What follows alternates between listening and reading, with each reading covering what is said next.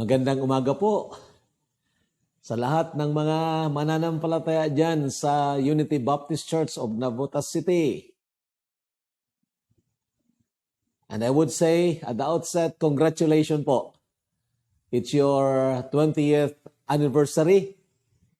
Napakabuti ng Panginoon at talagang matapat ang Panginoon. Nakaabot kayo sa 20th year of having gathering together as a local church, local body of Christ. So again, blessed 20th anniversary. Mula na rin ito sa aming church dito, First Fundamental Baptist Church of Sorsogon City. Sabi ng inyong pastor, si Pastor Danny Galas, na naging classmate ko po doon sa Doon Baptist Seminary, ay magpakilala daw po muna ako. Actually, it doesn't matter if you would not know me as, by name, as long as you would know me as God's man, o lingkod po ng Diyos. At nagpapasalamat tayo sa Panginoon na isa po ako sa inimbitan nyo na maging speakers ninyo. Isang karangalan po ito at isang kagalakan po ng aking puso na maging participant ako sa inyong kagalakan sa pag-celebrate ng inyong 20th anniversary. Well, my name is Rodolfo Alamer. I have been the pastor of First Fundamental Baptist Church of Sorsogon City since 1985 until now. So, bali 36 years na po tayo dito na sa biyaya ng Panginoon, nagpapastor sa mga tupa ng Panginoon dito. At purihin ang Panginoon. I'm 65 years old sa biyaya ng Panginoon. Ito, nakakapagpapahayag pa rin ng salita ng Diyos. At ako po ay naligtas 1979. Dumalo po ako sa isang pagtitipon upang makipagdebate. Pero napakinggan ko po doon ang Ebanghelyo. Ipinapahayag doon ang tungkol sa kasalanan. Actually, hindi nga pastor ang nag-preach noon, isang diakono, na nakita kong aking sarili na parang ako yun na sinasabi niya. And then, nakita ko rin doon at naintindihan ko yung ginawa ng Panginoong Jesucristo doon sa krus ng Kalbaryo, na bagamat ako'y makasalanan, inibig po niya ako. At doon ko naintindihan na yung kamatayan ng Panginoong Jesucristo ayun na ang kabayaran ng aking kasalanan at kasalanan ng lahat ng tao. Actually, hindi ako makapaniwala ng sinasabi ng deacon na yun. Sabi niya, alam mo, kahit makasalanan ka, pero mahal ka ng Diyos. Parang hindi ako makapaniwala. Kasi ang mama ko, pag nalalasing po ako, sinasabihan niya ako, mabuti pa hindi ka na nabuhay. Ganun po yun. Lalo na sinasagot ko po siya. Subalit ng gabing yun, naunawaan ko nga po talaga yung dakilang pag-ibig ng Panginoon. Pinaunawa sa akin ng Banal na Espiritu na sa halip na ako ang mamatay doon sa krus ng Kalbaryo, ang Panginoong Jesucristo ang siyang naging kahalili ko doon. Kaya't nang maintindihan po ito ng puso ko, tumawag po ako sa Kanya. Sabi ko, Diyos ko, kung pwede pa ako, narito po ang buhay ko. At I believe yun ang panahon na ako po iniligtas ng Panginoon. Na nagpasimula na talagang may mga pagtutuligsa. Unang persecutor ko po ang mother ko.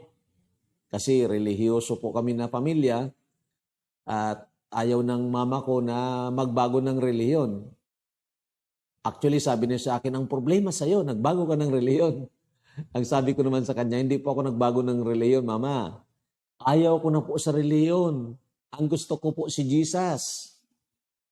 At yun, sabi na, bakit hindi ba kami Jesus? Sabi ko, aywan ko lang. Pero ang Jesus ninyo, nangangailangan pa ng katulong. Samantalang ang Jesus ng Biblia, mag-isa lang siya na nagbayad ng ating kasalanan at siya ay nabuhay na maguli. And then, to make the long story short, she started persecuting me, but then, later on, he observed the great change in my life. Kasi hindi na nga po ako nag-standby, hindi na ako nakikipagbarkada, hindi nakikipag-inuman, wala na yung bisyo. At ako na yung nag-asikaso sa bahay, nagugas ng pinggan, sasaing, and so on. At isang araw, nilapitan niya ako, sabi niya, ano ba yung nakain mo? Sabi ko, wala naman po, ma. Sabi ko, ang alam ko lang may nangyari po sa loob. At yun ang naging pasimula, mga kapatid at mga kaibigan, na nakapag-Bible study doon sa bahay. At mga ilang buwan ang nakalipas, ang mama ko nakakilala rin sa Panginoon. Naligtas din siya. Then sumunod yung mga kapatid ko. Bagamat ang iba matagal, ang last ko na, yung kapatid ko na, yung last na naligtas, that was 1991, kung hindi pa magka-Gulf War. So, talagang nagtrabaho po ang Panginoon.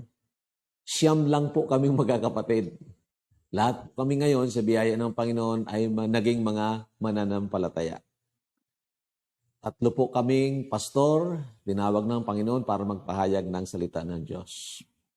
At yun nga, ang papa ko na dating alcoholic, after 9 years ay naligtas din, nakakilala rin sa Panginoon, na nang pasimula ay talagang kinakalaban din ako, pero later on, nakita po niya ang kapangyarihan ng Diyos, I believe. So right now, binigyan ako ng Panginoon ng pamilya na kasama ko po na naglilingkod sa Panginoon. Talagang suportado ako ng pamilya na ibinigay sa akin ng Panginoon sa gawain ng Panginoon. Kaya nga ako'y nagpapasalamat at pumupuri po sa Panginoon. So ito pong larawan ng aking pamilya. Makikita po ninyo dyan. Medyo marami na po. 6 po ang ibinigay na anak ng Diyos sa amin. At ang makita nyo dyan, siyam. Okay? Kasi nag-asawa na po yung pangatlo kong anak, si Jim. At yun, nakikita po ninyo, yung 2 babae, yung eldest at youngest, mga anak ko po yun. And then, yung 4 na lalaki. So, eldest at saka youngest, napapagitnaan ng 4 na lalaki. Isa pa lang may asawa. Subalit ito, ang 5 hanggang ngayon, wala pa eh. Okay? So, prehan po ninyo. Nagpapasalamat kami sa Panginoon na kapag celebrate kami ng birthday ng Mrs. ko. Hindi naman kami sanay talaga mag-celebrate. Pero last March 6, nag-60 years old na po ang Mrs. ko. Kaya't isang sorpresa rin sa kanya ng aking mga anak, nag-celebrate nga po kami. At yun nga, nagpahayag ng pagmamahal at pagpapasalamat na binigyan sila ng mother na very, very supportive. At siyempre, senior citizen na rin ang misis ko, retireable. Lord willing, this year, she will retire from her teaching profession. So, sa kasalukuyan, mga kapatid at mga kaibigan, ang Panginoon ay binigyan kami ng ministry. Of course, ito nga na First Fundamental Baptist Church, wherein we are ministering to them. May mga taong hindi makarinig sa akin ng live, online, kasi wala sila ng wifi, wala sila ng mga gadgets. Pinapadalan po namin binibilhan namin ng radyo at binibigyan namin ng flash drive na mayroong mga preaching doon. So, naniniwala kasi tayo na ang makapagpapalago sa mga mananampalataya yung salita ng Diyos. Okay po? So, nagpapasalamat tayo na nagagampanan pa rin natin ito kahit na sa ganitong panahon ng pandemic. And of course, binigyan din kami ng Panginoon ng academy, First Baptist Christian Academy. Nag-operate kami from kinder to senior high school. At yun nga, sa biyaya ng Panginoon, kahit na nagkaroon ng pandemic, we can still operate online po. At nagagalak tayo na maraming mga kabataan ang talagang natututo at nakakakilala sa Panginoon. So, ang pangalawang picture po na yan, na makita po ninyo, tuwang-tuwa kami dyan. Kasi ibinabalita ng aking anak na magkakaroon na kami ng apo. Lord willing, by October. So, talagang napakabuti ng Panginoon at pumupuri po kami sa Panginoon. Well, mga kapatid at mga kaibigan, ito po ang topic na ibinigay ng inyong pastor sa akin, Growing Stronger in Evangelism in the Midst of Pandemic. Oo nga, andito tayo sa pandemic na ito ngayon. Sa kasalukuyan, medyo lumalala pa nga ang sitwasyon. 9,000 plus ang cases natin. At parang ibinabalik tayo doon sa first month ng quarantine o first month ng application ng quarantine dito sa Pilipinas. That was March. Alam ko po na mahirap sa bawat isa sa atin, lalo pa ang mga normal na ginagawa natin ay medyo natigil. At ito nga, may mga abrupt changes na dapat i-adapt natin. Pero nagpapasalamat tayo sa Panginoon dahil mayroon ng layunin ang Panginoon dito sa tinulutan niyang mangyari na pandemic. So, alam po niyo sa experience na ibinigay sa amin ng Panginoon, lalo pang tumibay ang mga mananampalataya dahil nga naaabot sila directly sa kanilang mga bahay ng salita ng Diyos. At nare-review nila ang mga itinuturo. Hindi passive hearing. Talagang nare-review nila. And then, ang talagang gustong matuto, pinag-uulit-ulit at nire-review po nila ang mga preaching. So, biyaya ng Panginoon, nakapagpapatuloy po kami. So, growing stronger in evangelism in the midst of pandemic. I prayed for the verses that God will use, and He led me to these verses in Philippians chapter 1. So, we'll start reading. Join me please. Sabi ng salita ng Diyos, but I want you to know, brethren, that the things which happened to me have actually turned out for the furtherance of the gospel. Si Apostol Pablo, sinusulat po ito, dahil ang mga mananampalataya, nang marinig nila, nang malaman nila na ikinulong si Apostol Pablo, ay medyo hindi nila maintindihan ng ganon. Sabi ni Apostol Pablo, gusto kong maunawaan ninyo. Itong nangyari sa akin, lalo pang nagpaigting sa pagpapalaganap ng Ebanghelyo. Grabe. And then sabi sa verse 13, so that it has become evident to the whole palace guard and to all the rest that my chains are in Christ. So makikita nyo, dinidescribe dito ang magnitude ng paglaganap ng salita ng Diyos. Itong the whole palace guard, yung Pretoria, alam niyo, sabi ng mga scholars, about 10,000 ang mga gwardiya dyan sa palasyo. Lahat daw sila nakaalam na ang pagkakulong ni Pablo ay talagang dahil kay Kristo. So, naipahayag ang Panginoon eh. And then of course, sabi ng verse 14, and most of the brethren in the Lord, having become confident by my chains, are much more bold to speak the word without fear. Grabe mga kapatid, itong nangyari. Mayroong hindi nila gustong pangyayari, ikinulong nga si Apostol Pablo, na-quarantine din siya sa madaling salita. And yet, mga kapatid, lalong nagpaigting sa mga mananampalataya noon na ipahayag nila ang salita ng Diyos at hindi nga po sila takot. So, gusto nating malaman kung ano ang naging dahilan dito. And then, of course, sa verse 20, ito ang passion ni Apostol Pablo. Sabi na dito, according to my earnest expectation and hope, that in nothing I shall be ashamed, but with all boldness, as always, so now also Christ will be magnified in my body, whether by life or by death. Grabe ito mga kapatid, ha? Sabi niya, hindi ako nahiya at kung ako man ay mamatay, kung ako man ay buhay, basta nabigyan ng karangalan ang Panginoon. Christ be magnified. At itong passion ni Apostol Pablo, siyempre, dapat ganun din ang passion natin. So may tanong tayo mga kapatid, dito mamaya na gusto kong basahin ninyo at talagang pagbulay-bulayan dahil doon masusumpungan natin ang katotohanan. But let us try to see the historical context po nito. Okay? Apostle Paul was in Roman prison for his faith in Christ. Some of the believers in Philippi were terrified and confused why God allowed this thing to happen. Oo nga naman, lingkod ng Diyos, bakit hinayaan ng Panginoon na makulong?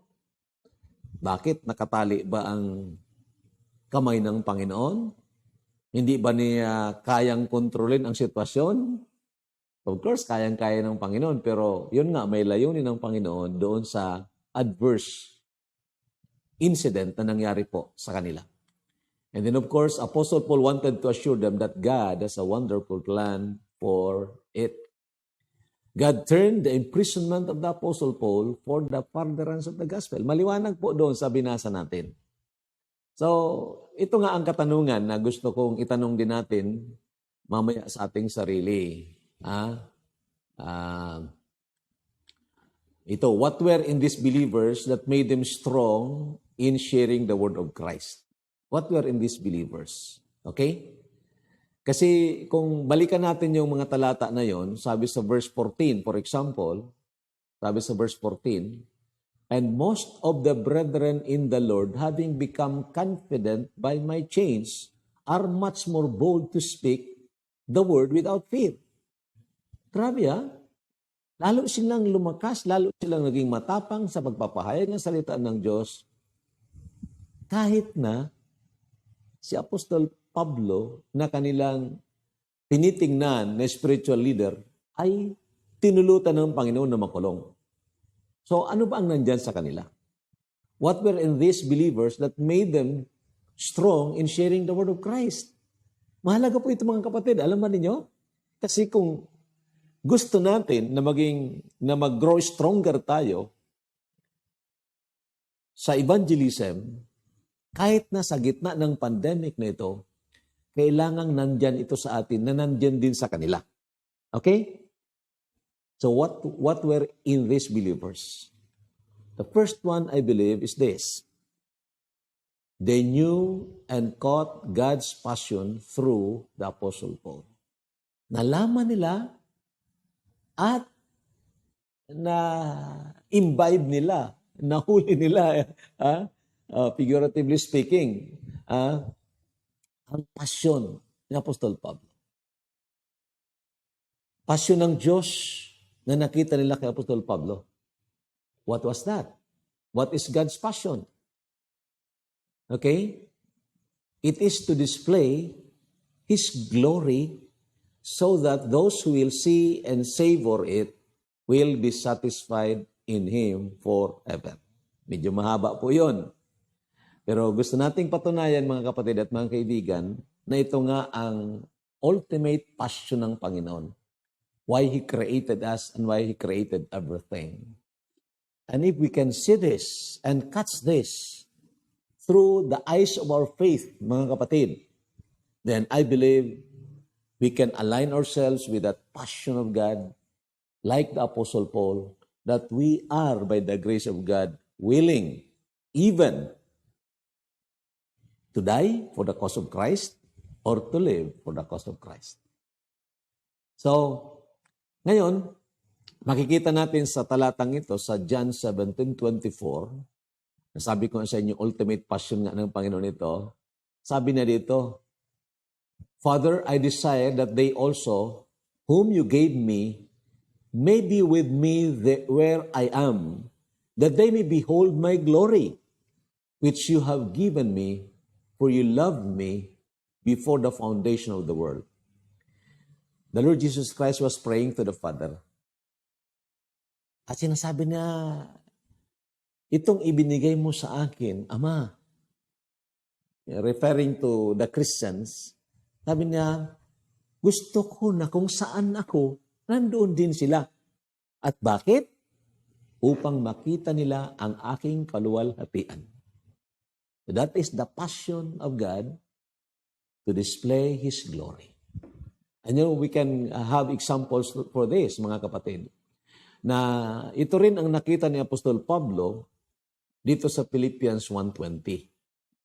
Basahin natin muli. According to my earnest expectation and hope that in nothing I shall be ashamed, but with all boldness, as always, so now also Christ will be magnified in my body, whether by life or by death. Kung sa madaling pananalita pa, it doesn't matter to me whether I'll die or I'll live as long that Christ will be magnified. Grabe na passion po ito. Kung i-translate natin sa ating kalagayan yan, it doesn't matter to me whether I'll be affected by COVID-19 or I'll be, free from COVID-19. It doesn't matter to me as long as Christ will be magnified in my life. Ang galing na passion po niyan. Okay? And so, we want to see examples of this, mga kapatid. God displayed His glory in creation. Sabi ng Psalms 19 verse 1, the heavens declare the glory of God and the firmament shows His handiwork. So si David, pinapahayag sa atin, when he look up doon sa kalangitan, nakita na sabi niya, the heavens declare the glory of God. Oo nga naman. Kung mayroon tayo ng mga telescopes, titingnan po ninyo yung kalawakan na yan, nagniningningan na mga bituin. At talagang grabe na kagandahan po ang makikita po natin doon.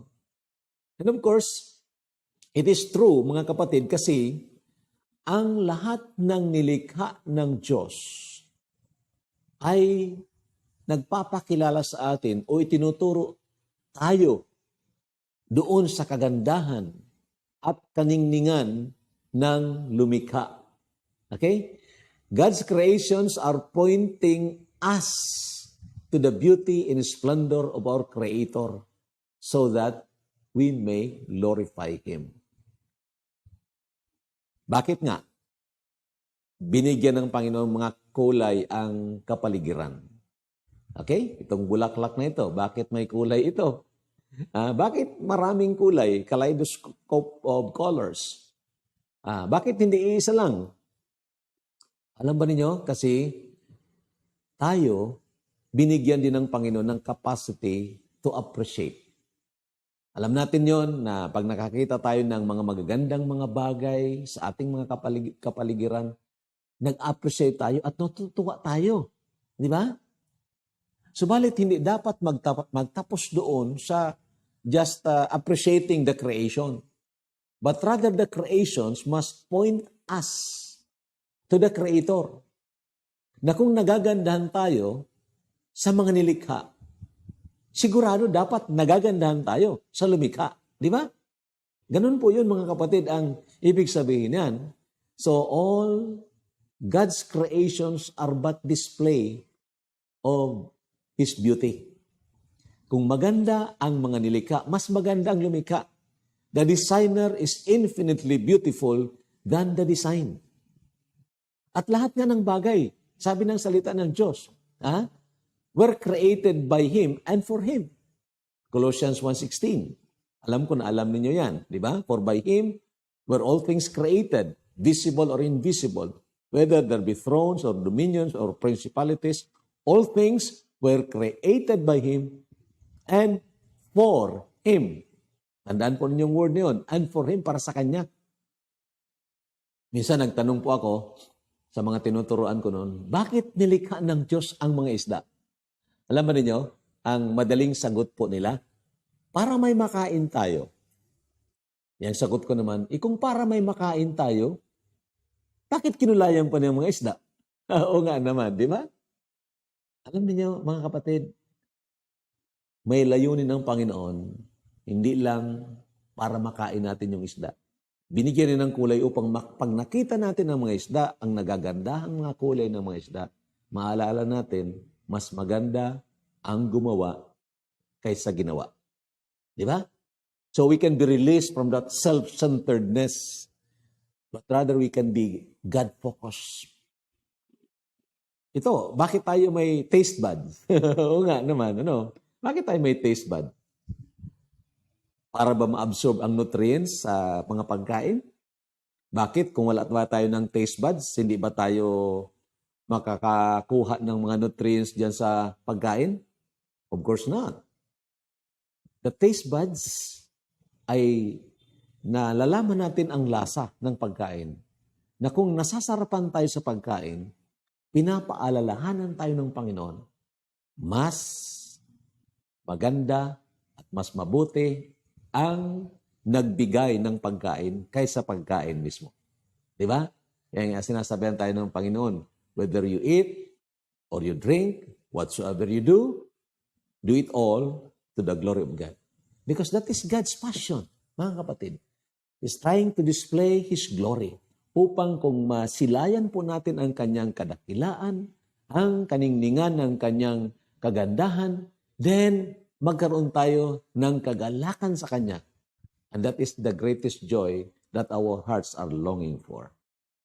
Okay po? So, Romans 1:20, ipinapahayag po ito. Sabi ng Romans 1:20, for since the creation of the world, His invisible attributes are clearly seen, being understood by the things that are made, even His eternal power and Godhead, so that they are without excuse. Tingnan po ninyo yan. Even His invisible attributes. Yung ugali ng Diyos na hindi mo makikita, ay ipinapahayag sa pamagitan ng kanyang mga nilikha. Upang ang sinuman ay hindi po makapagkaroon o magkaroon ng alibay. Ha? You are inexcusable. I am inexcusable. God has displayed His glory. God has displayed His beauty through His creation. So dapat lang na humahanga tayo sa Diyos. Dapat ang hinahangaan natin ng talagang pinakamataas na uri ng paghanga, walang iba ang tunay at buhay na Diyos. Di ba? Kasi kung humahanga po tayo sa mga bagay, more than sa nagbigay ng bagay, alam ba ninyo na i-insulto ang Diyos? Ganun po yun. So, ang desire ng Panginoon, dahil siya lang naman talaga ang kahanga-hanga, pinaka, then dapat nandoon din ang ating pinaka na paghanga. Okay po. Ang problema, sabi ng verse 21, ang nangyari sa mga tao, because although they knew God, they did not glorify Him as God, nor were thankful, but became futile in their thoughts, and their foolish hearts were darkened. Ito pong nangyari.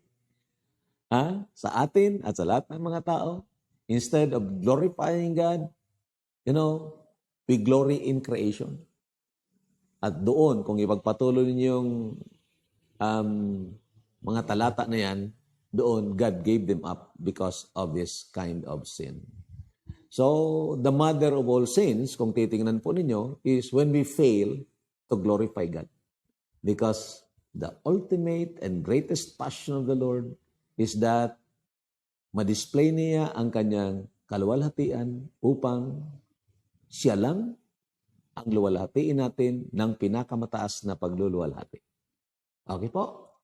So, pangalawa mga kapatid, He displayed His glory in the person and work of the Lord Jesus Christ. Now, this is the ultimate display na dapat nakikita po natin. Tingnan niyo ang sabi sa Matthew 3:17.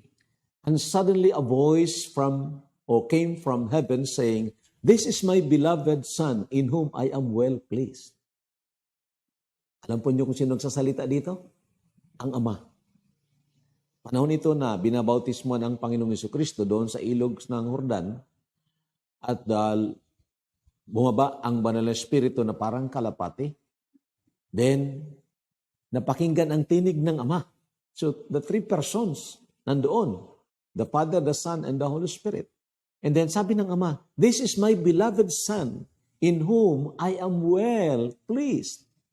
Ibig sabihin, kung mayroon pa ng talagang highest joy ang Ama dahil nakikita niya ang perfect beauty ng ating Panginoong Jesucristo.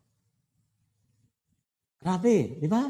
Ang Ama mismo, He's expressing His joy. Sabi niya, in whom I am well pleased. So natutuwa po ang Ama na nakikita niya ang kagandahan ng kanyang bugtong na anak. And yet, basahin po natin itong talatang ito. Isaiah 53 verse 10. Ipinasulat ito almost 600 years before Christ became man. At sinasabi na po dito sa verse 10, yet it pleased the Lord to bruise him. Sino ba itong him? Si Jesus Christ. Sino itong Lord? Ang Ama. Yet it pleased the Lord to bruise him. Ikinatuwa ng Ama na maparusahan, saktan ang kanyang bugtong na anak. He has put him to grief. When you make his soul an offering for sin, he shall see his seed, he shall prolong his days, and the pleasure of the Lord shall prosper in his hand. Parang mahirap intindihin, di ba? Kaisa-isa niyang anak, hinahangaan niya, talagang kinagigiliwan niya ng lubos. Subalit, ibinigay niya para maging kabayaran ng kasalanan mo at ng kasalanan ko, an offering for sin, at nang doon nakabayubay sa cross ang Panginoong Jesucristo na nagbabayad ng kasalanan mo at ng kasalanan ko. Doon natuwa ang Ama. It pleased the Lord to bruise him. I cannot understand that, my dearly beloved. But you know, that is part of God's passion to display His glory. And I know that you know that, na doon sa cross ng Kalbaryo, doon ipinahayag ng Panginoon ang kaluwalhatian ng Diyos to the maximum. Doon sumigaw po siya, it is finished. Okay? Alam ko na, alam niyo yan. It is finished. That is God's greatest display of His glory. Ano ba yun? Na-display doon. Na-display po ang kanyang justisya. The glory of His justice. That God cannot forgive sin and will not forgive sin. Sin must be paid. Yan po ang totoo. Ang kasalanan, hindi na patatawarin na hindi mabigyan ng sapat na kabayaran. Ang hinihingi na kabayaran ng hustisya ng Diyos. God is a just God. Okay? He forgives the sinner, but sin must be paid for. Di ba? Ganun dapat, mga kapatid. So ito po, na nangyari doon sa krus ng Kalbaryo, ipinapahayag ng Panginoon, He is infinitely just. At alam ko po, na alam ninyo ito. At dapat, nakikita natin ito, na hindi lang ang kamatayan ng Panginoong Jesucristo is a display of His love. Yes, it is. But it is a display of His justice, first of all. God is demanding for the penalty for our sin. And nobody can satisfy that. The payment for our sin is infinite. How can I, being finite, pay the infinite penalty? Di ba? Ganun po yun eh. Yet, ang Panginoong Jesucristo, dahil nga siya eternal na Diyos, bagaman ng katawang tao, matapos ang 3 oras na pagkabayubay niya doon sa krus ng Kalbaryo, sumigaw po siya, it is finished! Nang ibig sabihin, God's demand for the payment for our sin was satisfied.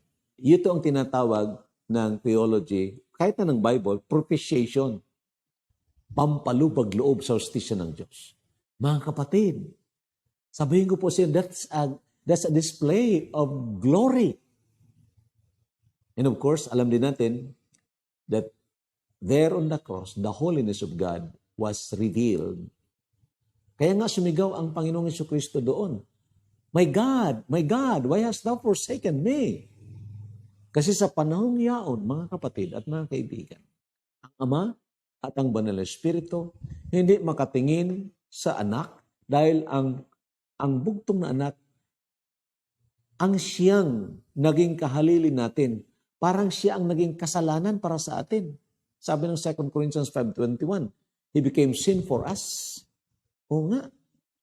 Na siya wala naman ng kasalanan. Siya ang naging sin offering doon. So ang Ama na banal, ang Banal na Espiritu na banal, hindi makatingin doon sa Panginoong Jesucristo because at that point, He was acting like a sinner. Ang kapatid, I cannot understand that.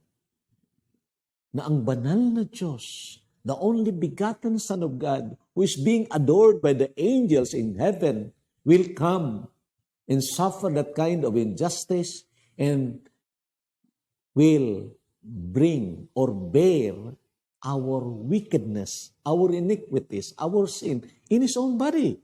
Grabe, di ba? Para kang nakaputi ng baro. Ngayon, kukulapulan ka ng grabe na putik. And yet, that's the picture of what Christ did on the cross, mga kapatid. He became sin for us, expressing or displaying God's justice and God's holiness. And lastly, of course, alam natin, a display of His love. Tunay nga po na hindi tayo karapat-dapat na ibigin. At kahit na sabihin pa ng Diyos, mahal ko kayo, gusto ko yung iligtas. Kaya ito, ipinapadala ko sa inyo ang pinakasikat kong anghel, si Michael the Archangel. Siya ang mamamatay para sa inyong kasalanan at bubuhayin kong siyang muli.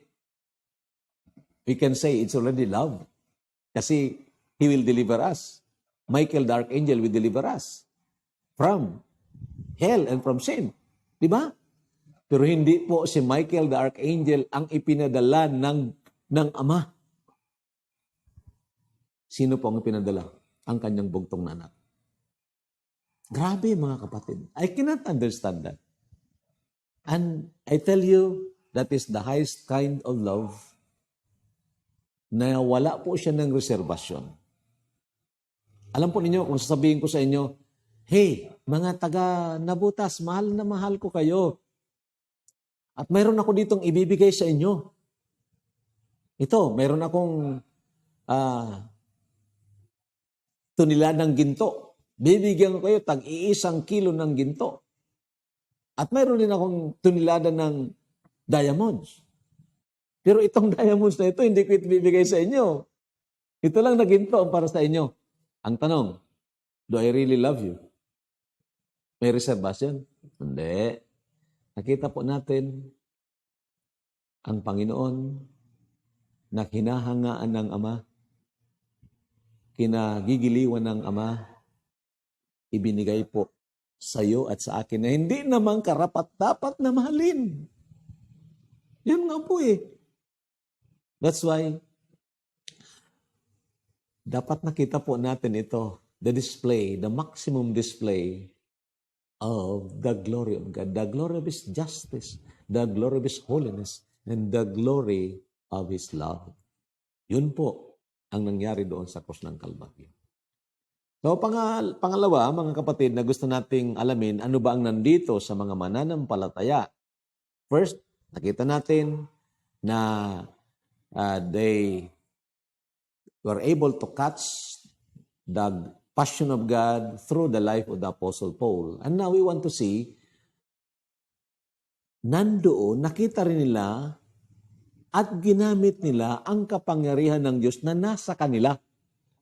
They saw and used God's power that is in them by faith.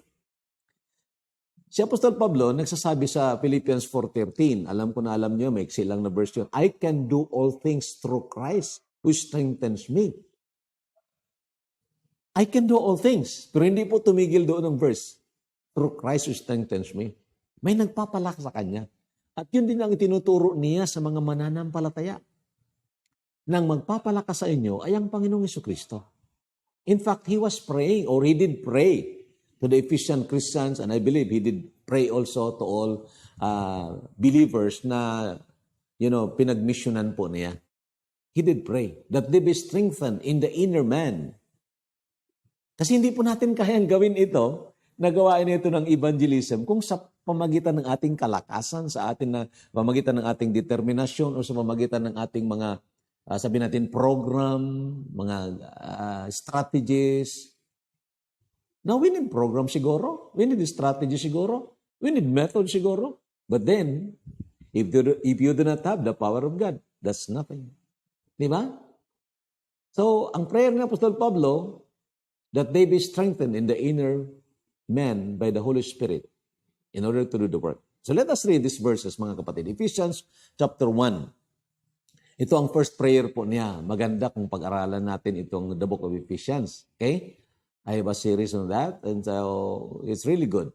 Sabi dito, therefore I also, after I heard of your faith in the Lord Jesus and your love for all the saints, do not cease to give thanks for you, making mention of you in my prayers. Grabe naging mananampalataya kayo, napakinggan ko, nalaman ko yan, ang inyong pananampalataya kay Kristo at ang inyong pag-ibig sa mga banal.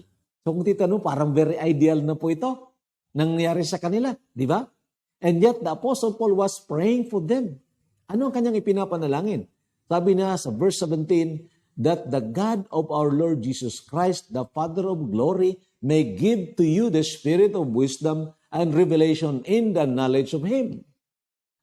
The eyes of your understanding, sabi ng verse 18, being enlightened, that you may know what is the hope of His calling, what are the riches of the glory of His inheritance in the saints.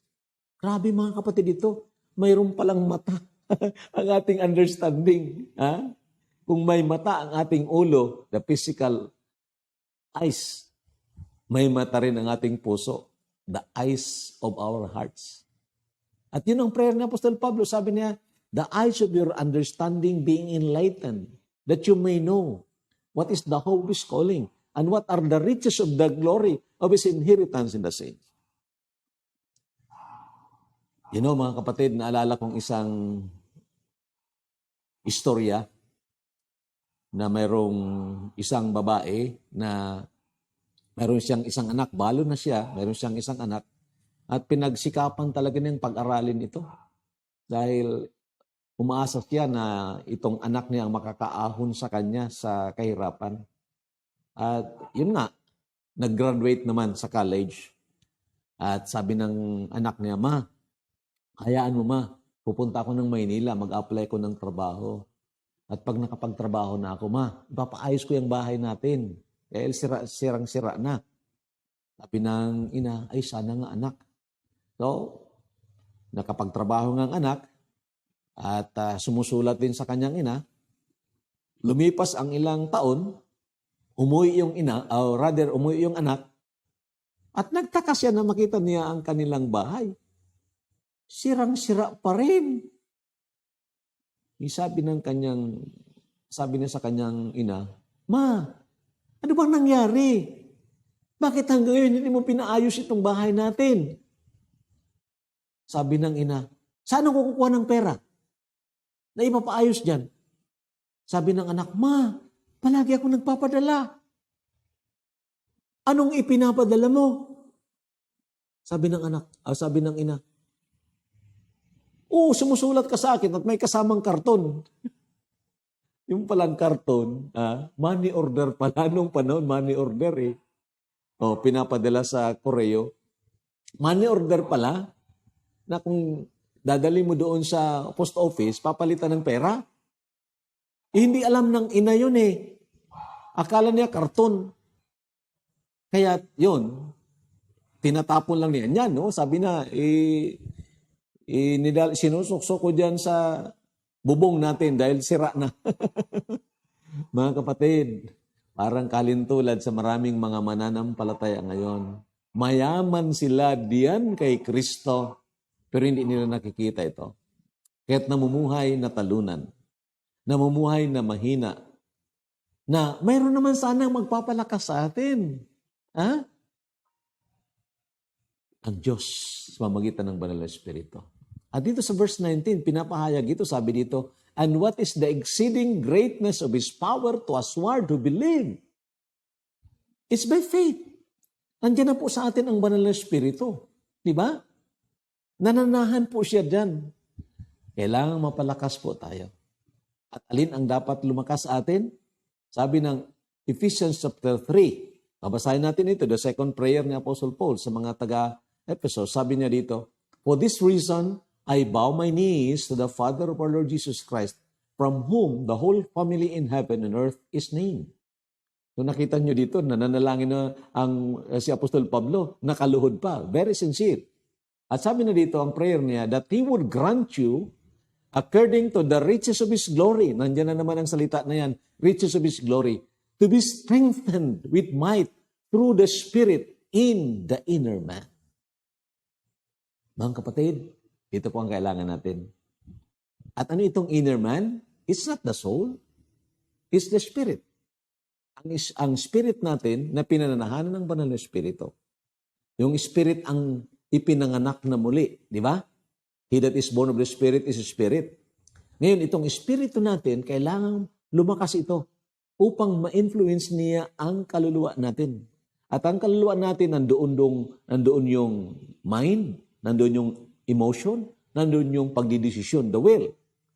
So, ito ngayon, kung ma-influence ng spirito natin na nagdidepende sa Banal na Espiritu, ang ating kaluluwa, then nakakapagdesisyon tayo pabor sa Diyos. We are strengthened in the inner man. Okay? That's why sabi ng Philippians, alam ko na alam ninyo yan eh. Sabi ni Paul sa mga taga-Pilipay, starting from verse 12, basahin niyo na lang yan. Sabi niya doon, wherefore my beloved, as you have always obeyed, not just in my presence, but much more in my absence, work out your own salvation with fear and trembling. It's not work for your salvation, it's work out your own salvation with fear and trembling. Ang sumunod na verse 13, for it is God who works in you, both to will and to do of His good pleasure. Yun nga, mga kapatid, when our spirit, the inner man is being strengthened, then we influence the soul so that the soul will align themselves or itself diyan sa will ng Panginoon. And God works in us both to will and to do His good pleasure. Mga kapatid, that is the strength that I need. That is the strength that you need. We ought to be praying always for that. We ought to be believing the Word of God that He has promised. Di ba? Maraming mga bagay na dapat naintindihan po natin, mga kapatid, lalo na yung kamatayan ng Panginoong Jesucristo doon sa krus ng Kalbaryo, kumpleto na po yun. Hindi lang po siya namatay para sa ating kasalanan. Tatandaan po natin yan. Dahil doon, nagkaroon tayo ng kapatawaran sa ating mga kasalanan nang tayo sumampalataya. Hindi lang siya na namatay para sa ating kasalanan, namatay din tayo kasama niya. Dapat naintindihan po natin yan. Hindi na ang ating datihang pagkatao ang nasusunod, kundi dapat ang Banal na Espiritu. So, tulungan tayo ng Panginoon that we will be strengthened in the inner person.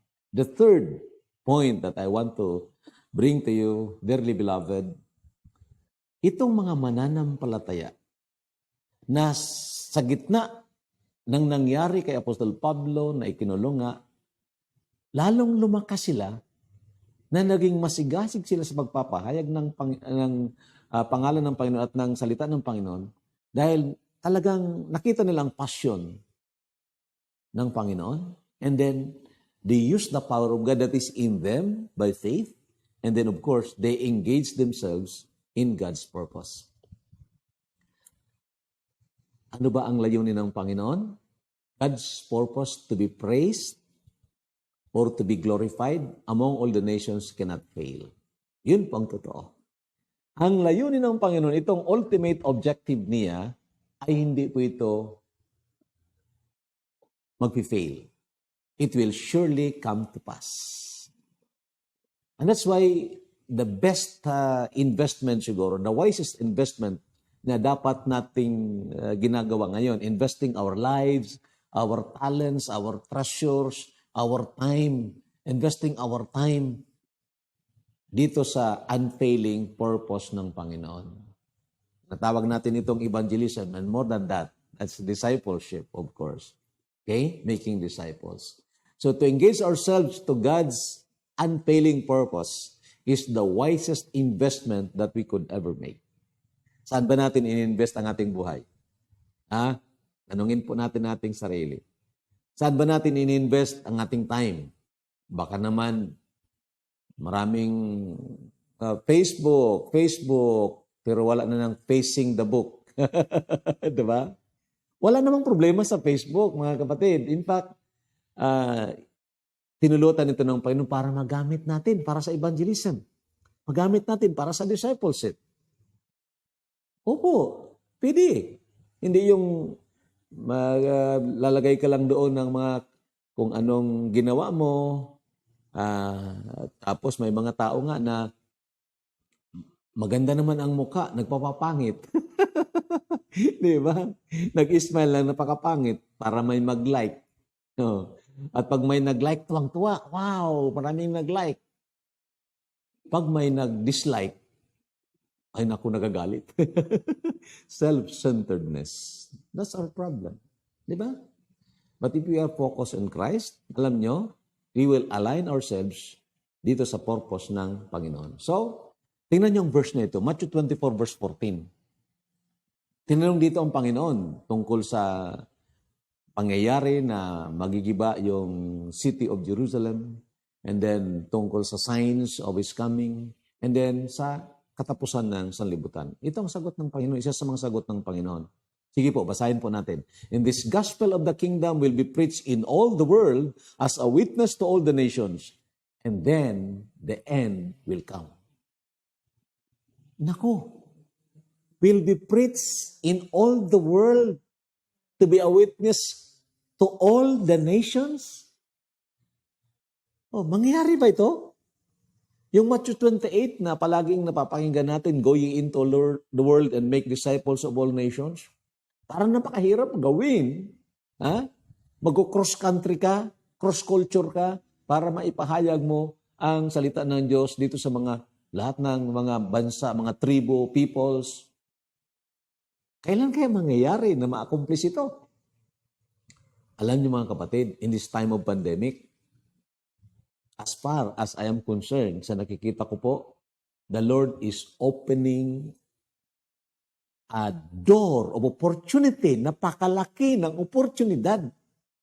Kung makita lang po natin ito, ang Diyos mismo ang nagbubukas ng oportunidad na ito upang tayo ay pumasok dyan sa pamagitan ng pananampalataya at mag-engage tayo dito sa purpose ng Panginoon. To make disciples. To do evangelistic work. The method maybe has changed, right? But the message should not and will not change. No. So, sa Revelation chapter 7 verse 9, alam po ninyo, fulfillment ito. Basahin po natin ito. After these things I looked, and behold, a great multitude, which no one could number, of all nations, tribes, peoples, and tongues, standing before the throne and before the Lamb, clothed with white robes, with palm branches in their hands, and crying out with a loud voice, saying, Salvation belongs to our God, who sits on the throne, and to the Lamb. All the angels stood around the throne, and the elders and the four living creatures, and fell on their faces before the throne, and worshiped God. Nakita po ninyo ito? Multitudes. Kasama ng mga angels. Nagsasamba sa Panginoon. Saan ito galing? From all the nations, tribes, and tongues. Kung naging bahagi tayo doon, isa tayo sa ginamit ng Panginoon para ma-share ang salita ng Diyos doon sa mga tribes na yun, sa mga nations na yun. Hindi ba? Naka-align tayo doon sa purpose ng Panginoon? Tatanong siguro ko, paano ba yun mangyari? Paano ba yun mangyari? Ito nga, napipigilan tayo nitong pandemic, hindi po? Hindi tayo napigilan ng pandemic. Sa panahon nitong pandemic, alam po ninyo, mas maraming nag-online ngayon. Isa na po ang inyong abang lingkod. Pagsimula ng quarantine nung March, then nagsimula na rin po ako ng online preaching. Actually, twice a day ako noon. And later on, ito, almost daily, may live preaching tayo. So, napakaganda mga kapatid. The opportunity is there. At hindi po mahirap. Alam nyo, ito ang pwede nyong gawin. Mamaya, ipapakita ko sa inyo. Ito sabi ng verse 12, saying, Amen, blessing and glory and wisdom, thanksgiving and honor and power and might be to our God forever and ever. Amen. So makita nyo ang ultimate na pangyayari dito. God receives the glory and the honor. Right? So, He displayed His glory so that people will glorify Him and enjoy Him forever. Okay? Ito, makita natin. Isa ba tayo sa talagang mag-glorify sa Panginoon? Of course, kung tunay tayo nanampalataya, will be one of those. But what about those who have not heard the gospel? Di ba? How can we reach them? Now, kung nangyari ito sa mga unang mananampalataya sa panahon ni Apostol Pablo, pwede rin po sa atin. What happens when we catch the passion of God and use His power by faith? Alam nyo, mga kapatid, mga kaibigan, evangelism will just be an overflow of our satisfaction in Christ. Yun po talagang mangyayari.